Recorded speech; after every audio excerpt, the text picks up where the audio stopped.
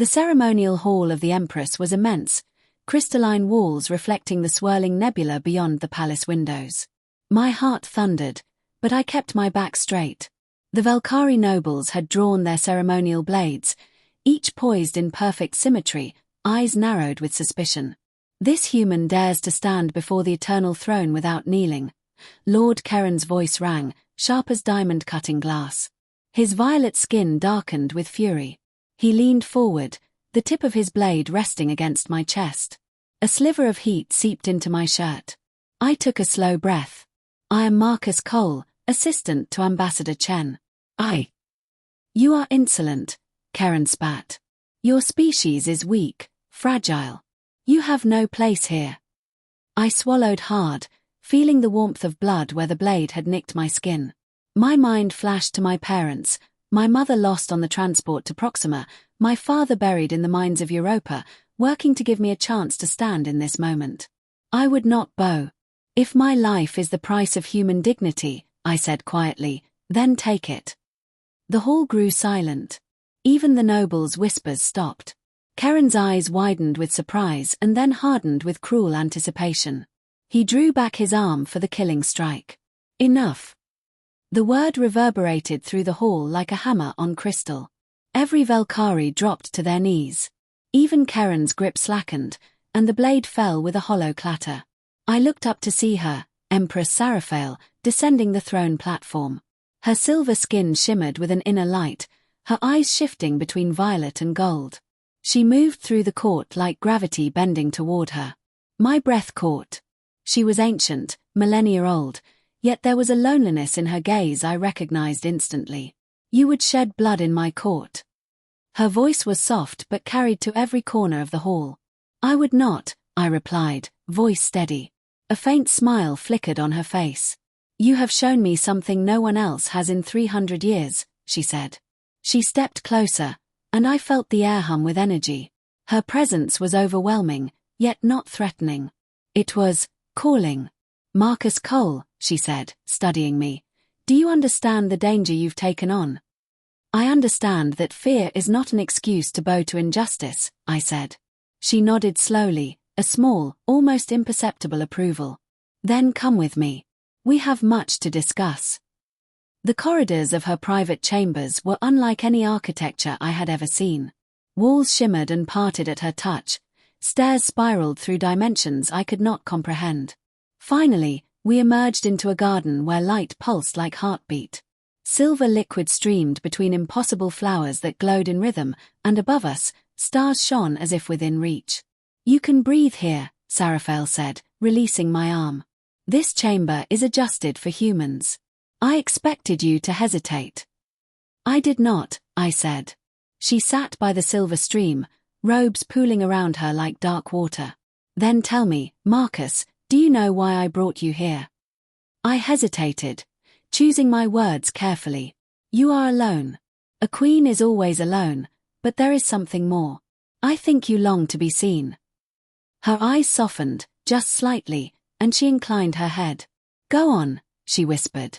You are surrounded by advisors, nobles, warriors, and every word is calculated, every gesture measured. But when I refused to kneel, I was myself. That is what you saw. Authenticity. Not bravery. Not courage. Just me. For a long moment, she said nothing. The bioluminescent plants glowed softly. Finally, she spoke. 742 years, she said. That is how long I have sat on the eternal throne. I have seen civilizations rise and fall. I have seen life bloom and die.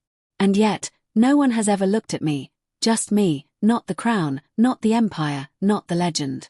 Until you. I swallowed, overwhelmed by the weight of her words. I'm not a diplomat. I am a human assistant, swept into this world by accident. And yet, she said, rising, her eyes golden bright, you have shown me what I have forgotten. You have reminded me of something I lost, the power of being seen, being loved, being human. The garden seemed to pulse with her presence. Do you know why humanity terrifies us, Marcus? She asked. Because we are brief. I offered. Because you burn.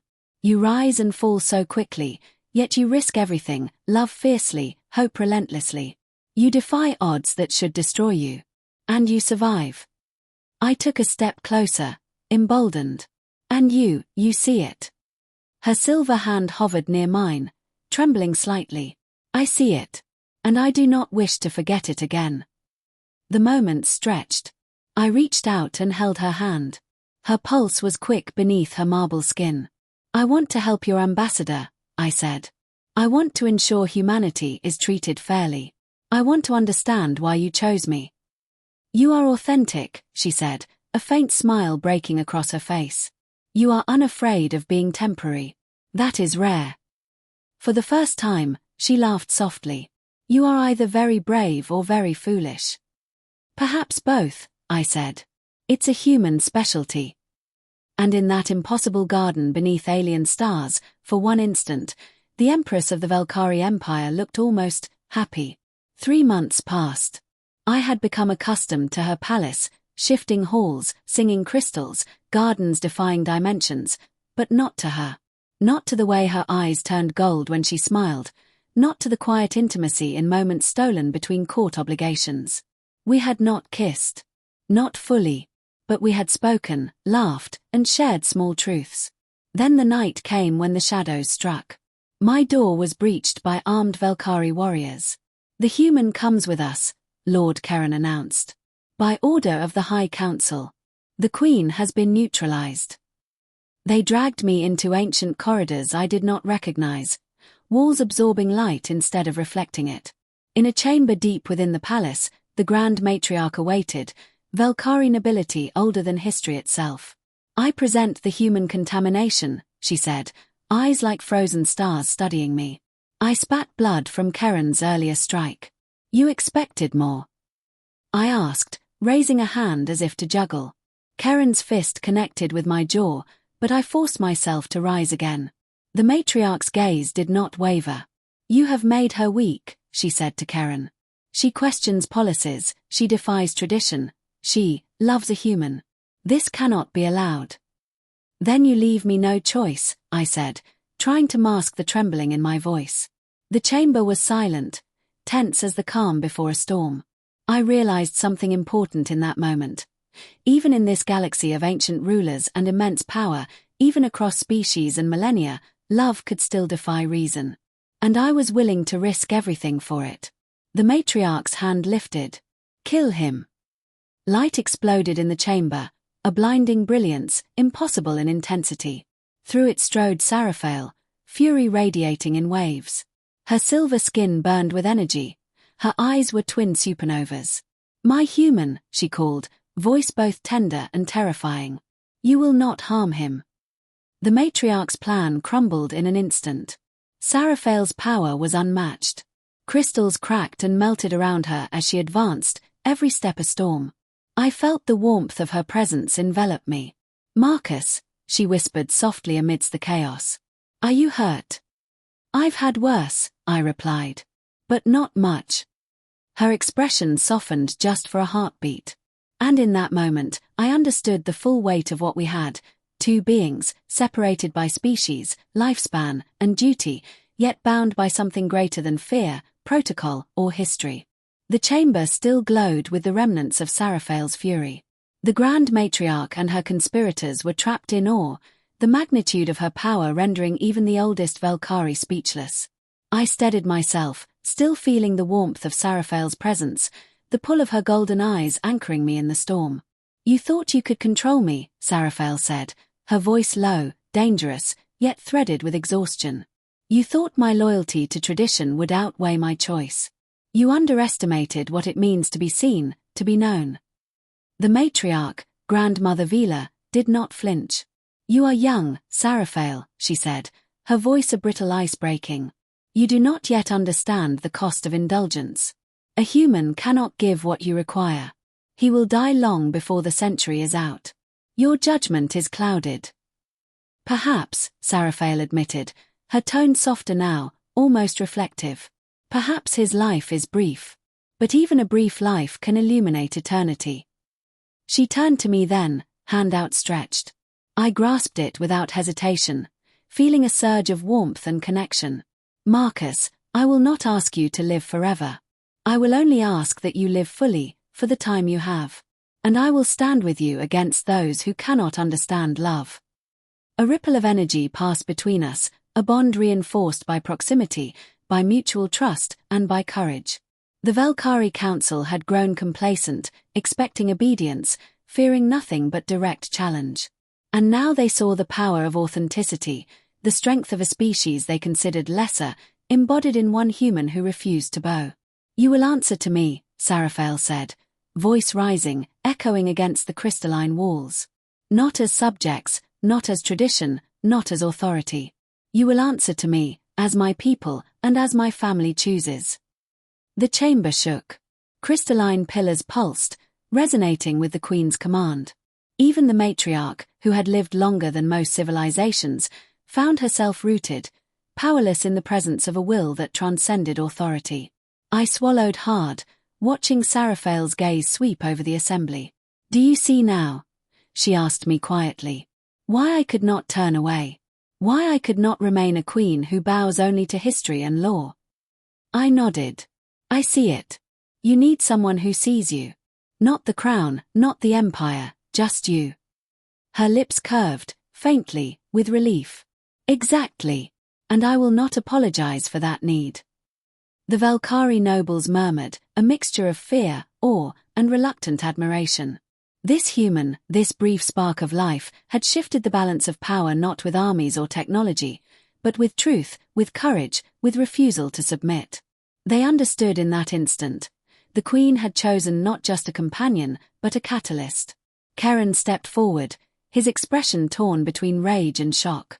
Majesty, this human is under my protection, Sarafael said firmly.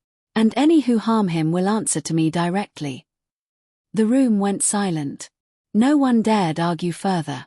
Even the matriarch could only watch, her frozen stare slowly melting into grudging respect. Very well, Vila said, finally, her voice a low, reluctant bow. You have chosen. We will not interfere today. But remember, the council never forgets, Sarafael. Power is tested, and it will be tested again. Sarafael's eyes softened as she turned back to me. And I am ready to face it. With you. The first light of the binary suns filtered through the fractured crystals of the chamber. It fell on our joined hands, on the human who had refused to bow, and on the Queen who had chosen authenticity over tradition. 3 weeks later, the palace prepared for a public declaration. The council had been forced to reconsider, to weigh the undeniable influence of human courage against centuries of tradition. News spread across Velka Prime and its colonies. The Queen would formally bond with a human, a symbol of a new era. The Crystal Cathedral had been restored after the skirmish, its spires reaching into the violet sky. Citizens from dozens of worlds arrived, ambassadors, nobles, and scholars, all bearing witness to a moment that would ripple across the galaxy. I stood beside Sarafael, dressed in ceremonial robes that merged Valkyrie elegance with human practicality. Ambassador Chen had recovered fully and now acted as my witness. He looked at me with a mix of disbelief and pride. You know this is insane, right? He whispered. I know, I replied. And it doesn't matter. Some things are worth the risk. Sarafael's gown shimmered with woven starlight, her crown now adorned with fragments of earth, tiny blue gems forming the familiar continents. She moved down the aisle, eyes locked on mine, and the crowd fell silent, captivated by her presence. High Priestess Valora began the ceremony, chanting in ancient Valkyrie. I repeated the words as best I could, each syllable grounding me in this impossible reality. Who witnesses this bond? Valora intoned. The stars, the assembly replied. Who sanctions this bond? The crystal, they responded. Who carries this bond into eternity? This was where Sarafael had insisted on a change. Traditionally, only the names of the betrothed were called. But she had taught me a new way. We carry it, we said together. Two made one. Temporary and eternal. Separate, but joined. The crystal at the heart of the cathedral pulsed with a deep, resonant light. I felt it reach into me, connecting me to Sarafael in a way that went beyond touch or sight. It tested, measured, and approved. The crystal accepts, Valora declared, voice quivering with awe. It has not seen this before, a human and the Empress. It accepts. I looked at Saraphael. Her eyes, gold and infinite, met mine. I felt the centuries of her loneliness, the pain of every bond lost to time, and beneath it all, a love that demanded courage, that defied reason. When we joined hands and sealed the bond, the cathedral was filled with light. Not painful, not blinding, but transcendent. Every being present felt it, the power of choice, of authenticity, of connection. The ceremony concluded, and we walked down the aisle together. Outside, millions of Valkyrie citizens, humans, and other species waited, their cheers a living tide. Saraphael raised our hands to the crowd. My bond mate, she announced, voice carrying across the plaza, Marcus Cole of Earth. The crowd erupted. Valkyrie and humans alike, ambassadors and scholars, all reaching, cheering, celebrating. For humanity, it was proof of belonging, recognition, and respect. For the Valkyrie, it was a revelation. Power tempered by empathy, tradition redefined by courage. Then, as if to defy centuries of protocol, Saraphael pulled me into a personal embrace, holding me close. Thank you, she whispered. For refusing to bow. For seeing me. For staying. I'm the lucky one, I replied. For being seen, for being chosen, for being with you. The plaza fell silent again, not in fear, but in awe. The Queen displayed open affection, vulnerability, and humanity all at once. Applause broke out, genuine, warm, accepting. Even the most traditional nobles could not deny the impact of this simple, human act, love. Years passed, and the consequences of our union reshaped the Valkyrie Empire. Humanity gained allies, technology flowed freely, colonies flourished under Valkyrie protection, and cultural exchange enriched both species. Saraphael ruled not as a queen burdened by expectation, but as a sovereign empowered by joy, love, and understanding. I grew older, as all humans do, but Saraphael aged only in experience, her silver skin as radiant as ever. Yet the bond between us transcended lifespan. When my time came, she held my hand, recounting our shared moments, promising our love would echo through centuries. I will find you again, she said softly as my vision dimmed. In whatever comes next, in every star, in every moment, I will find you. I believed her. I still do. The universe had witnessed courage, love, and authenticity overcoming centuries of tradition. And in that truth, two civilizations were changed forever.